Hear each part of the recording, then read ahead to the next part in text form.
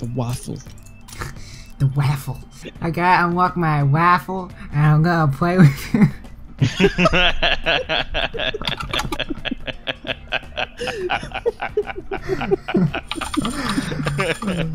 I hate you. I might unlock a new waffle.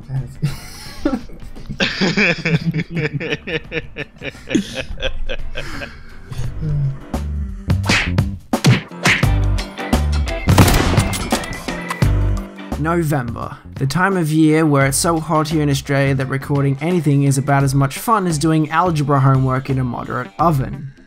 But it is also the time for the annual Call of Duty release, which has finally rolled around. Call of Duty World War II has finally launched, and if I don't want to see my subscriber and view counts plummeting faster than Destiny 2's player base, I need to record some content on it. So here are my initial impressions and thoughts on Call of Duty World War II PC.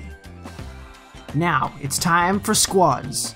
And no, I'm not talking about the moderately successful action military simulator game that seems to be quite popular on Steam these days. No, I'm talking about you actually need a squad to play this game, otherwise it can be like getting your fingernails removed with a pair of pliers. Call of Duty is always fun, but as they say, everything is more fun with friends. Well, with this, it is called your squad, and it even says so in the live action trailer that you need to get your squad back together again. And oh boy does it ring true here, because if you don't have your squad, you're going to be running across a lot of other people in their squads, and that means getting a lot of your teeth kicked in. Which I did for most of the first and second day, when none of my friends could play because being in Australia we get the game 16 hours early. And yes, I did just find a way to complain about getting the game 16 hours early. So, Call of Duty World War II, Sledgehammer's next crack at the plate. Their last game, Advanced Warfare, certainly wasn't for everyone. It divided the Call of Duty community. Oh, I'm gonna say more of a 70-30 split, as in 70% of the people absolutely hated it, and 30% of people that were rational and open-minded still decided to stick around and actually give the game a try. It was actually quite similar with last year's game too, Infinite Warfare. Anyway, moving on. To answer the question, is World War II good? Yes. Does it have problems? Yes. World War II, a much simpler time. A time when just about anything could be solved with an artillery strike here, a barrage of bullets there, or a helpful grenade over there. And here is really no different. Of course, you have enemies on the enemy team that want to kill you or stop you from completing an objective. What is your job? To kill them and stop them from completing their objective. Pretty simple, right? Well, there are certainly a lot of things to help you out. For example, the grenades, which are basically mini nukes. Chuck this in the general direction of an enemy and it will do one of two things. A, blow them to absolute pieces in an amazing and beautiful display of blood, guts, and gore. Or B, severely wounding them, concussing them, allowing them to be an easy kill. Is he camping in that fucking window again? Probably. He is. Oh, I love the nades in this game though.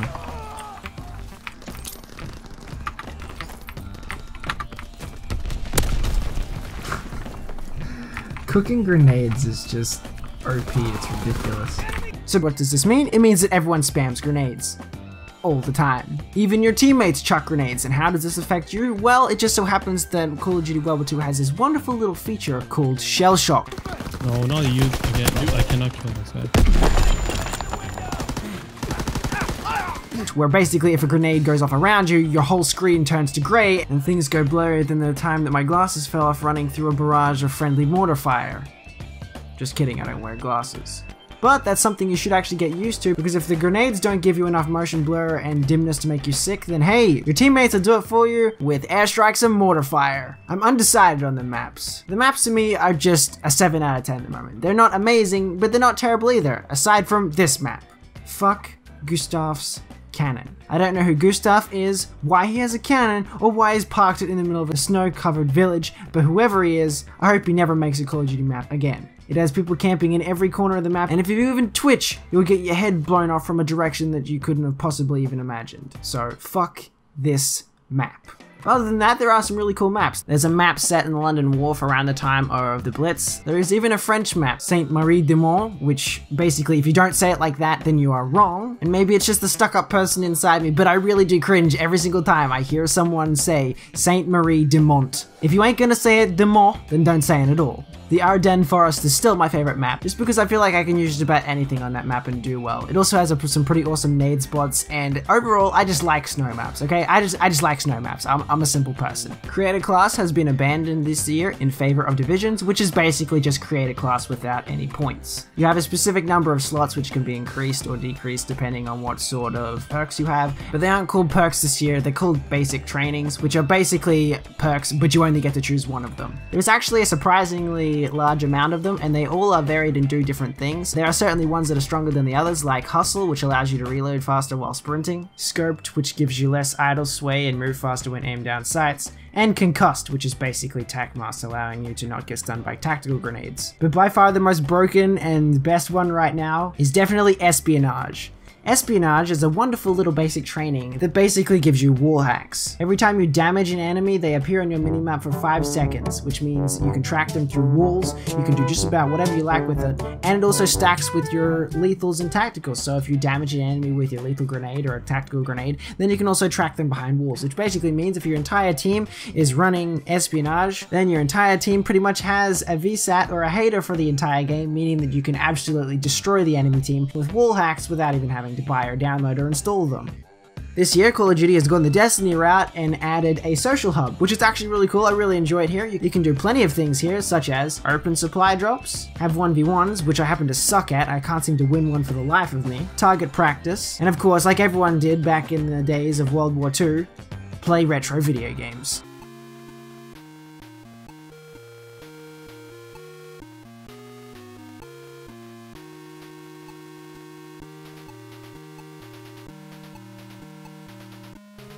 Speaking of supply drops have been done in the Advanced Warfare style this year, which basically means you earn them through playtime and by doing challenges, which is amazing and I personally love it. You earn supply drops amazingly regular in this game. You always seem to have 1 or 2 lying around, whether it be from challenges or just in-game playtime, and it's amazing. Coming from Black Ops 3 and even Infinite Warfare, where it felt like you really had to grind for it and there was a bit of a drought when it came to supply drops, here they seem to be throwing them at you left and right, which is amazing. I just hope that this doesn't decrease when they finally add in currency to buy these supply drops. The weapons in the game are actually really fun. They're even to the point where I actually enjoy using semi-automatic weapons this year. In previous years, I have stayed away from semi-automatic weapons just because the hit detection has been terrible and my aim has never really been able to live up to them anyway. But here, when everyone's on the ground, no one's jetpacking, boost jumping around, you can actually track your targets quite well, and a lot of them are really powerful, with them being 2 to 3 hit kills a majority of the time. The SMGs are powerful, but only up close, which is a welcome addition. You try shooting an enemy across the map with a wolf and you'll have about as much impact as a fly trying to kill an elephant. LMGs are ridiculously powerful, but you move ridiculously slow when you're using them, which means a lot of people don't move very much when you're using them, which is understandable for a big ass gun that probably weighs more than I do. Sniping in World War II is incredibly satisfying with the tings and the satisfying thumps and blood and guts you get from a headshot or a direct body shot. So much so that my permanent unlock was actually the M1903, the powerful sniper rifle that I've only managed to get 1 hit marker with so far after 2 days of playtime. Seriously, it feels like this weapon could kill you if it hit you in the shins. And lastly, the shotguns. Now me personally, I'm not a very big fan of shotguns. I don't really like people that use them a lot,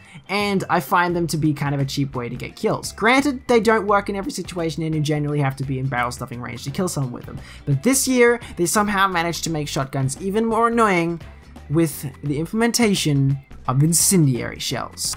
I haven't seen anybody in so long, I've just been roaming the outer edges. Get him! You guys are having an incendiary battle? Yeah, except I hit him twice and nothing happened.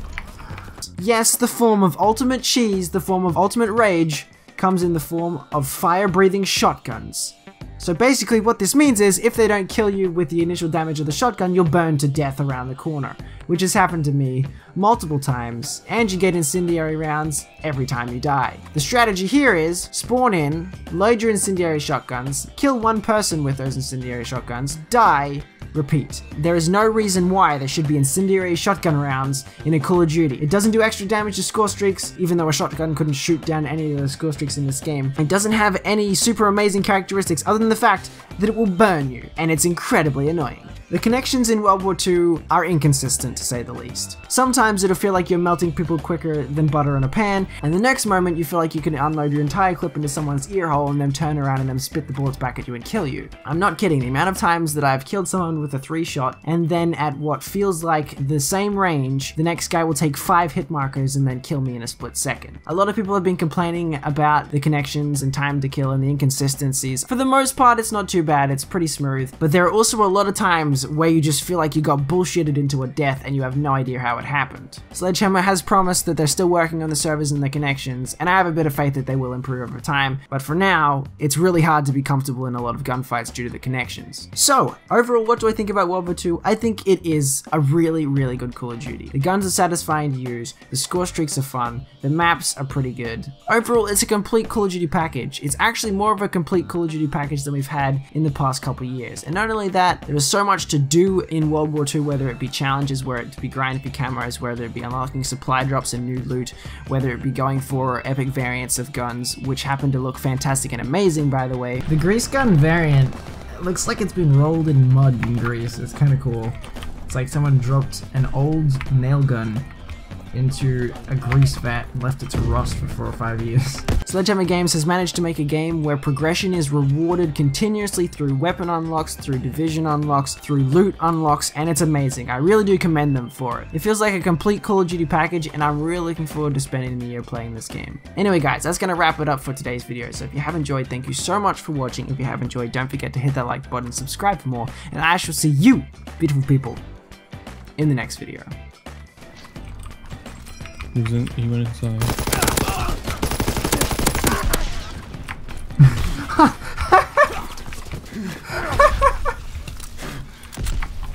That was a quad feed.